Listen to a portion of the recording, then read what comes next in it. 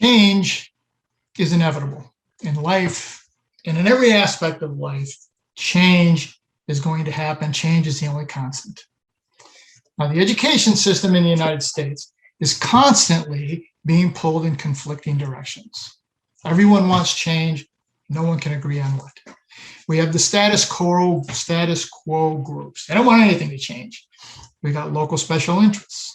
We've got the regulatory groups. We've got the teacher groups. We have administrator groups. This is to name a few. What's missing? What do the students want? What's their group? Now, educators and change advocates and guests of my show, Professor Edward Hess and Jeff Eichler, have told me that schools need to catch up with the students. They said that students as young as junior high school, they're starting their own online businesses. They understand technology. They're not afraid of it. And they want to know in school, what am I learning and how can it apply in the real world? Now, my guest today, Dr. Alison Banikowski, who is a change agent for education. Now, she recently retired as the deputy superintendent of the Olathe School District, or district schools in Kansas. Now, Dr. B, as she is known, has dedicated her life to reaching students where they are, be it as a teacher in the classroom, as an administrator, and, as we're going to hear later, through her own real life drama and tragedy. Now, Dr. B and I went to high school together back in Western New York. Now, she recently stunned all of our classmates by wearing her high school uniform at the 50-year class reunion. Now, think about that. How many of us can wear what we wore 50 years ago? Alison can. Alison, welcome to Life Altering Events. Well, thank you very much, Frank. It's an honor to be here, and it's great to reconnect with high school friends. And I will say the uniform was a bit tighter this year. But you got it on still. That's the amazing part. Alison, give the listeners an overview of the background. Small town, Western New York.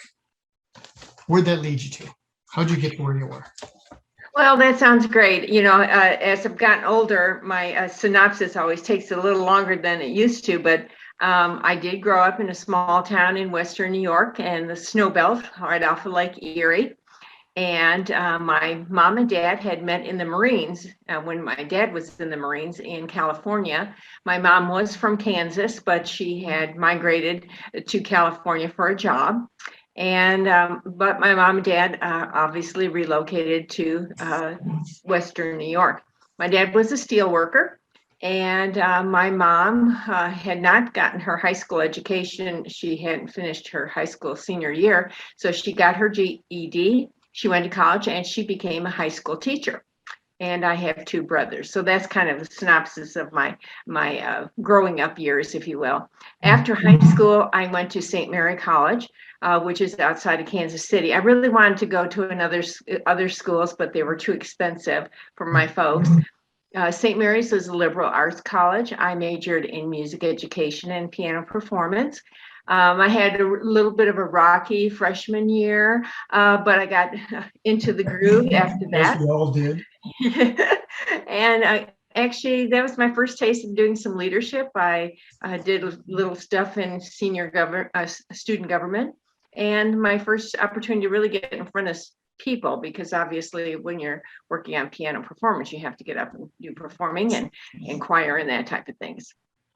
After St. Mary, I got my first job, which was teaching music education at Patton Junior High School, which is in Fort Leavenworth, which obviously really close to where I had gone to school. But I had already decided that while I love music education, I really wanted to expand into some other areas of academics and helping students and working with students. So I started working on my special education degree at the University of Kansas, KU. And then I got a new job, and that job was in eastern Montana. And had an opportunity to work in several counties. So I was a teacher, but I was considered an itinerant special education teacher. And I mean, very rural. Some schools like Upper Cracker Box that had 2 students, and one teacher, but working with kids that were struggling with learning. Obviously, during those summers, I would go down and then I finished my master's at KU and then decided to enter the PhD program at KU. And in special education, focused on high school special education. I got a minor in statistics and then also a minor in school administration. I didn't have any intention of ever going into school administration, but everybody said it was a good thing to have as the background. I really thought I was going to do college teaching. But through a professor that I had met at KU, I got associated with a parochial grade school in Kansas City, Missouri, and a kind of a central city school, inner city school. And so they were looking for a principal. They talked me into it. So I decided I could do that for several years. It was served students from preschool through 8th grade. My very first parent meeting after I got the job, I was probably one of 5 white people in the room, predominantly Black people, African-American people, which was a great, wonderful experience. At the same time, I was teaching a class for Emporia State University, which is in Emporia, Kansas. And I was just teaching it down the road. And I had several people in my class that came from the Olathe School District. They kept saying, oh, you've got to apply. You would love it there. So I did apply to the Olathe School District. And 34 years later, I retired from that school district. So it was a wonderful career. Started for 1 year as a special ed teacher because they didn't have any administrative positions at the time.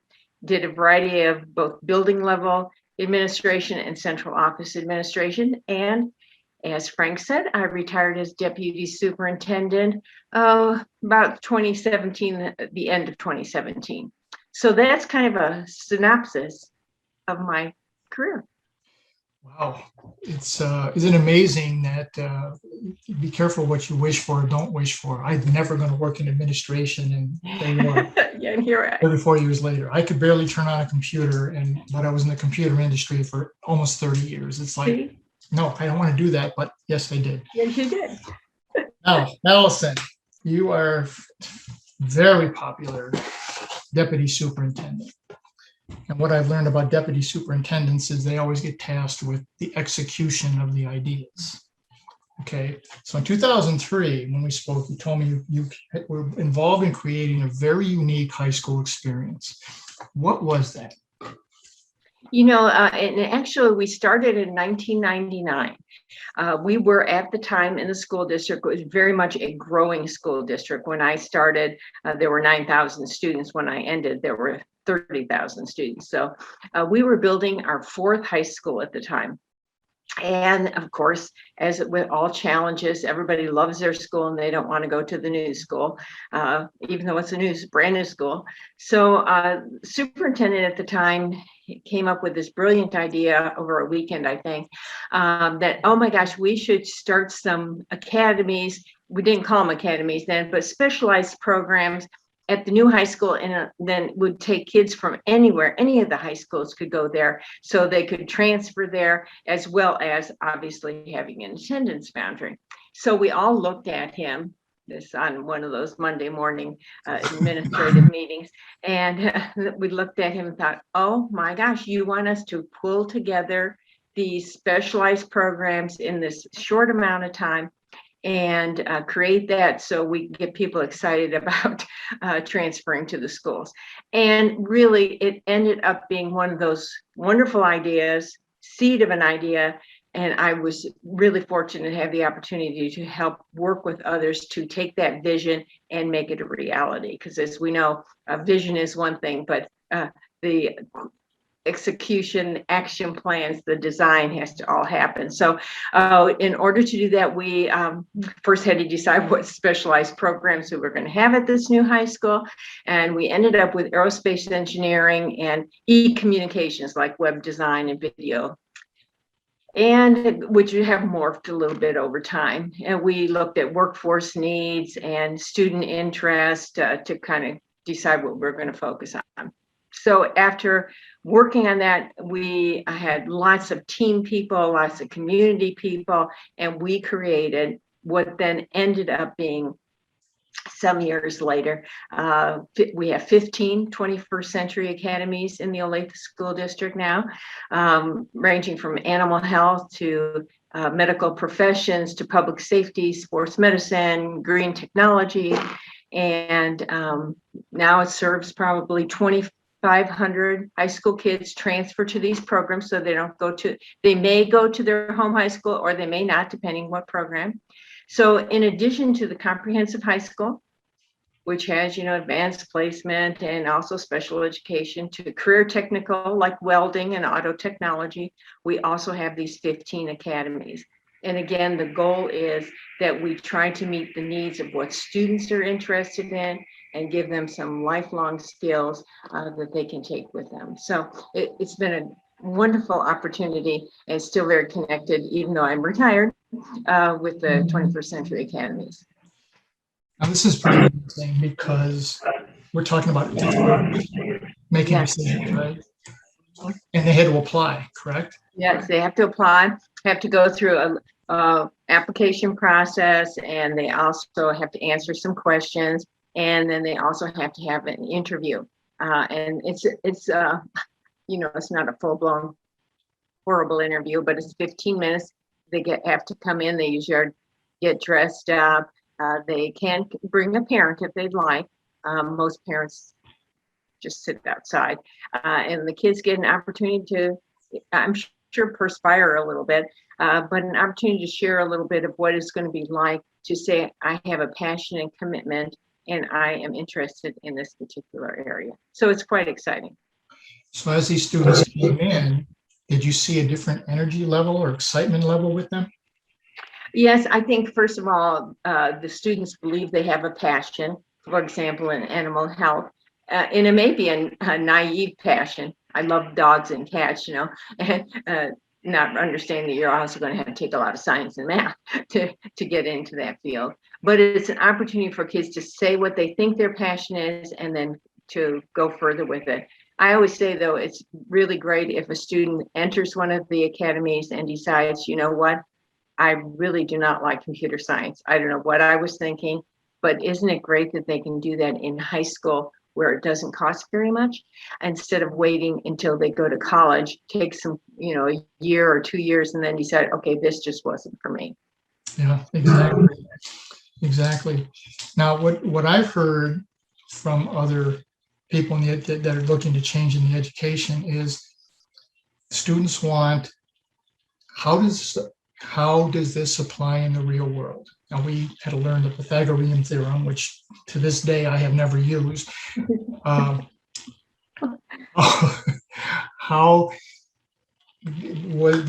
was the impact on that? You gave them critical thinking skills and put them in different types of situations, correct? Yes, and it's much very hands-on. It is minds-on. For example, if you're going to be in the animal health field, you're going to take some advanced placement type of science classes, botany classes, biology classes, depending what your interest is there. But at the same time, you're also taking courses that are just on animal health. You're doing field experiences. In the summer, you're going to the Kansas City Zoo and you're learning all about what has to happen there, and you're doing real live work. If you're in the Public Safety Academy, you're probably doing things of working on a fire truck, because now a fire truck has been donated to the school, or you're working on a police cruiser because one has been donated to the school. So you're getting more real life experiences, depending freshman, sophomore, junior, senior. By time senior, you're having a capstone experience where you're applying something. So for example, in e-communications, if you're in the video design, you might be working with a nonprofit creating a video for them. So you have a business plan, you meet with the client, and so it's much more real life experiences and connecting you to, okay, that's where I'm using these academics. I'm taking an academics on a subject that, oh my gosh, it has some real application. Exactly. That's wonderful. Now, you told me when we spoke that your Public Service Academy performed something recently. Yeah. What was it? Oh, it's always exciting. First of all, the Public Safety Academy was designed, I think I had about 95 people on my design team. I like to go big.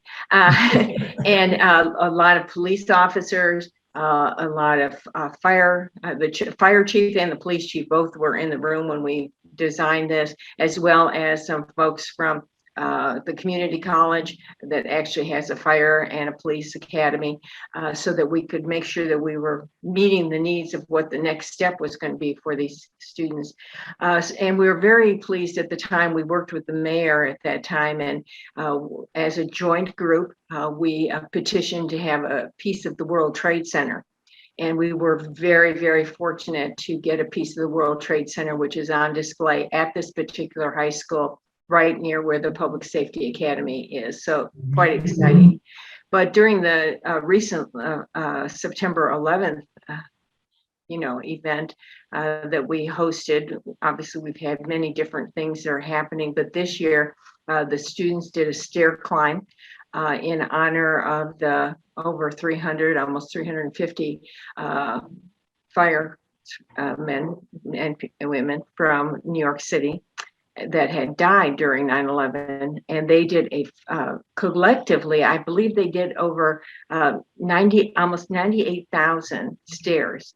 That's how many steps they did, in full gear, because our lovely local fire department has given us some uniforms that they were getting rid of. So the full gear, the heavy gear of what it was like to be firemen and firewomen who were going up those stairs into the World Trade Center. So that was one way of honoring those individuals who had died. And additionally, the Public Safety Academy, again students more on the police side, helped to resurrect almost 3,000 flags on the Johnson County courthouse lawn in honor of the 2,977 people who lost their lives in the World Trade tragedy of September 11th. So gosh, what you talk about people being worried that kids today, because they weren't born in 9/11, they didn't know anything about it. They're getting a real experience of what it's like to serve and what it's like to be impacted and give your life for service. So it's a great opportunity. Exactly. I just watched a podcast with two master students who were talking about the importance of putting students in environments where they can create empathy, which is what exactly you've done, correct? Mm-hmm. Yes. I think that one of the things that the academies are really trying to work on is what some people, we ended up calling employability skills, but everything from communication skills, which means, you have to be a good listener and also be able to speak, collaboration skills, professionalism, all those skills that are important that it's hard to measure them, but they're so important because obviously all of us have interacted either with colleagues or we have hired folks and looked at, oh my gosh, we can give them the content knowledge, but we can't give them these life skills. They need to have those grown in them. So that's been very important to the academies as well. Exactly. It's so important. As I will do a project at Arizona State, and I hear that all the time. How does this apply in the real world? I hear that constantly. Yeah. Tell me how it makes us fit. Now, Alison, you had this reputation. You're an innovator, obviously, very progressive administrator. You had become the de facto face of the district because you were out there creating relationships everywhere. Then in 2010, things changed. What happened in 2010? Well, in 2010, a lot of things probably happened in 2010, but one thing that was a little bit different for me personally, I was diagnosed with breast cancer. And I actually thought I had felt a lump, but that wasn't anything. I'm thinking, okay, it's just nothing. So I went in for a mammogram, and actually what I thought was a lump wasn't a lump. But the diagnostician, which I would really appreciate this, obviously, she discovered a lump, and later on we discovered 2 lumps. But when the gal called me from my breast surgeon's office and said, I hate to tell you, but you do have breast cancer. And I'm like, you must have the wrong person, possibly got the things all messed up. But obviously it wasn't, and it was me. And I think because I'm maybe a type A personality, I got right into, okay, here it is. Now let's plan. Let's get into plan mode. What is the best options and what can I do next? I think that one of the things I was very, very much committed to was that I don't really want to tell people about this. I don't need to tell people about this. You know, it's going to be a little insignificant blip here in my life. And I'm sure that they might notice that my hair is gone, but, you know, I was hoping to just kind of fly under the radar. I don't want people really paying much attention for this reason. But at the time, my superintendent that I worked with, she was also a breast cancer survivor. And so when I went and told her, because obviously I need to tell my boss that I might have to take a day here or there for chemo or radiation or something. And she said, you know, really, I think you need to reconsider telling people.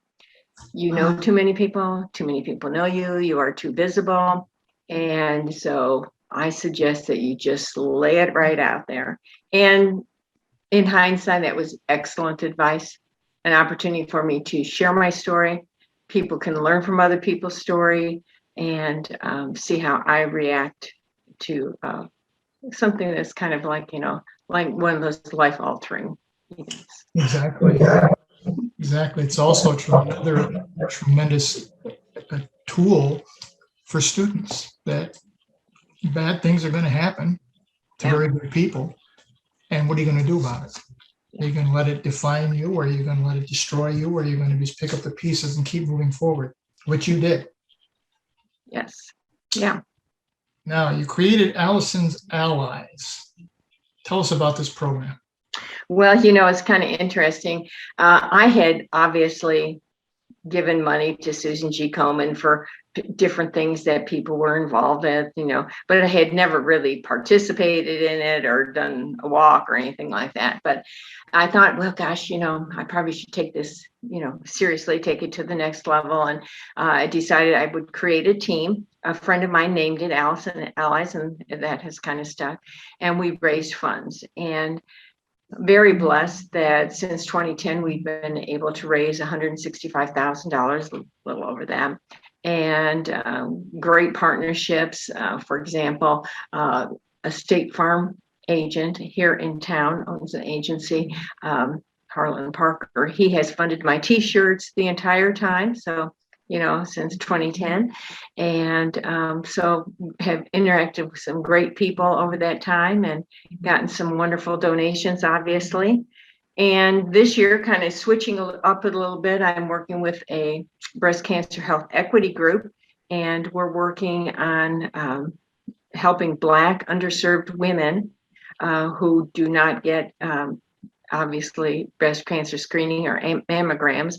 And consequently, the mortality rate for Black women in breast cancer, which is a very curable for many, many people, disease, they are dying of it because they don't get diagnosed early enough for early detection. So very exciting working with the KU Cancer Center and seeing if we can put a little bit of funds into helping decide what it is are the barriers, and then how can we give them some needed resources.